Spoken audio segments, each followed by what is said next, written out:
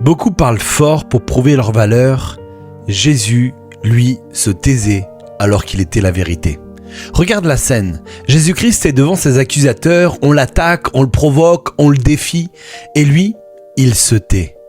Vois-tu, la vérité incarnée reste silencieuse. Pourquoi ?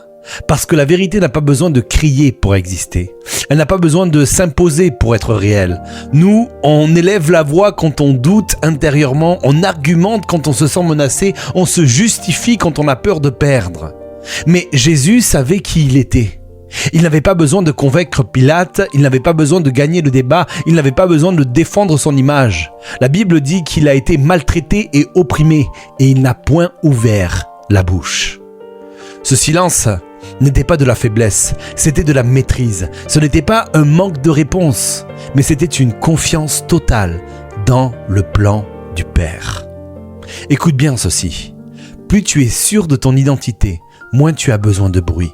Le bruit cherche l'approbation, mais le silence révèle l'assurance. Ce n'est pas celui qui parle le plus fort qui a raison, c'est celui qui est ancré le plus profondément. Et peut-être que toi aujourd'hui, Dieu ne te demande pas de te défendre, mais de rester ferme, de laisser ton caractère parler, de laisser ta paix répondre, de laisser ton silence déranger. Parce que la vérité n'a jamais eu besoin de volume, elle a besoin de solidité. Alors arrête d'essayer de prouver si Dieu t'a appelé.